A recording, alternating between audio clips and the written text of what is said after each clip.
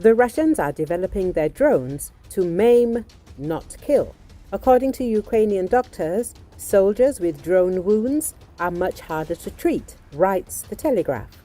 Military surgeons say they are seeing soldiers who have been injured by a new type of FPV drone that explodes on impact and is guided to its target by goggles and fibre optic cables, allowing it to avoid obstacles. Doctors note that these UAVs cause complex injuries which can result in a soldier having dozens of tiny pieces of shrapnel in his body, as well as burns and other forms of trauma. Recently, drones have been inflicting more and more small shrapnel wounds all over the body, which are becoming very difficult and sometimes impossible to remove, said surgeon Ilya, who serves in the Donetsk region. The Telegraph recalled that since the end of 2024, the Russian army has stepped up the use of combat drones, so Ukrainian doctors emphasized that it is because of them that most soldiers die on the battlefield.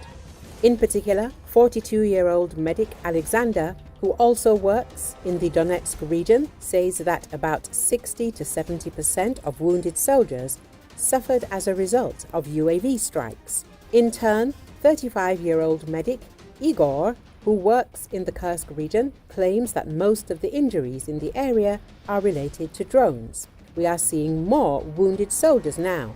Artillery shells cause larger, more lethal fragments, while drone strikes cause smaller wounds that are still incapacitating, but often not immediately fatal. Russians also attach explosives to the drones that can penetrate our armor. When that happens, it creates intense heat, causing burns. We lost a guy to that just a few days ago, the doctor said. Ilya says the problem is compounded by a shortage of medical equipment. Some teams are running out of tourniquets, which are used to stop severe bleeding from limb wounds, and some don't even have painkillers. I get asked to help one person, but very quickly there are 2 or 3. I have to improvise to make sure I can help, he added. The medic said he once turned his own belt into a tourniquet and also used part of a soldier's broken helmet as a brace to immobilize his head and protect his spine. If a small fragment hits an artery, it will be very difficult to stop the bleeding. After an artillery attack, you can immediately see if the patient has such a wound. With drones, it is more difficult to determine the extent of the wound in time to save a life, the man emphasized. Additionally, soldiers who are injured by UAVs typically have longer hospital stays due to the complex nature of the surgery required for treatment.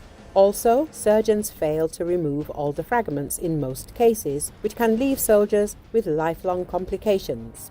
In particular, Ilya treated one soldier whose back was cut by fragments, some of which could not be removed. He will feel this for a long time. Soldiers have no choice but to live with pain for the rest of their lives, Ilya noted. At the same time, the rise of drone attacks is making it increasingly difficult for doctors to evacuate their patients.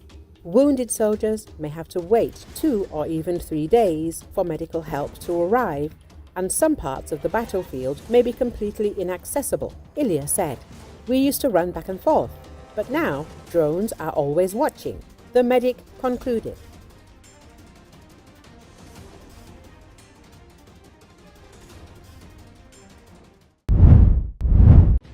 Hungary on Tuesday said crude oil shipment to the country via Druzhba pipeline has stopped after a Ukrainian drone attack. Due to the drone attack last night, crude shipments had to be suspended on the Druzhba oil pipeline to Hungary, Foreign Minister Peter Szijjártó said in a Facebook video on Tuesday. I have just talked to the Energy Minister of Russia, who told me that due to the attack shipments are not possible now, but works are underway, and if nothing extraordinary happens, then late afternoon or in the early evening crude shipments to Hungary can resume, Szijjártó explained. Hungary uses Druzhba pipeline to transport most of its crude oil imported from Russia through Belarus and Ukraine to Hungary and also Slovakia. Druzhba pipeline, also known as Friendship Pipeline and the Comecon Pipeline, is one of the world's longest oil pipelines and one of the largest oil pipeline networks in the world. The attack on the pipeline comes amid heightened tension in the east of Ukraine and Russia's border Kursk region. It should be noted that Ukraine has been targeting Russia's energy and military infrastructure in response to Moscow's relentless attacks on the country's civilian infrastructure.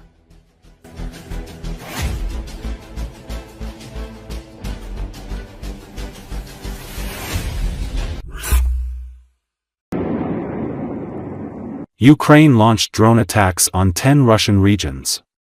This was the largest drone attack ever. On the night of March 11th, the Ukrainian armed forces launched the most massive drone attack on Russian regions, including Moscow. In the Moscow region, one person was killed as a result of falling drone debris. The attack took place on the day of negotiations between Kiev and the United States. Overnight, air defense forces intercepted and destroyed 337 Ukrainian drones over Russian territory, the defense ministry reported.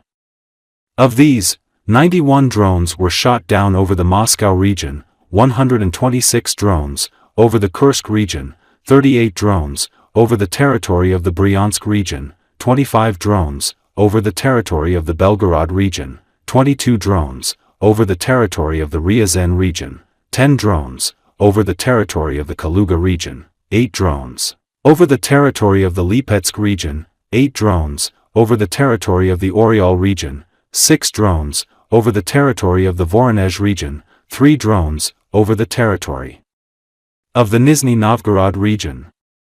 Moscow Mayor Sergei Sobyanin earlier reported that air defense systems intercepted 74 drones flying toward the capital.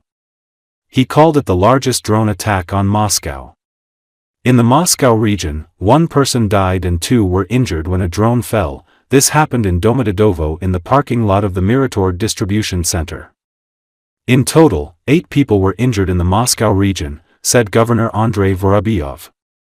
According to Vorobyov, reports of drones came from Kolomna, Zaraysk, Serebryany Prudy, Serpukhov, Ramenskoy, Voskresensk, Lukavitsy, Bronitsy, Domodedovo, Leninskoy, Podolsk, Elektrostal and Kotelniki. Due to the drone attack, flights have been suspended at Domodedovo, Sheremetyevo, Nukovo and Zhukovsky airports. Restrictions have also been introduced at Strogino Airport in Nizhny Novgorod and Tanoshna Airport in Yaroslavl. The attack took place on the day when negotiations between Ukrainian and U.S. delegations were to take place in Saudi Arabia, the first public contacts between representatives of the two countries after the spat between Presidents Volodymyr Zelensky and Donald Trump in the White House. Вот он, брать. Вот он. Тварь. Вот он летит.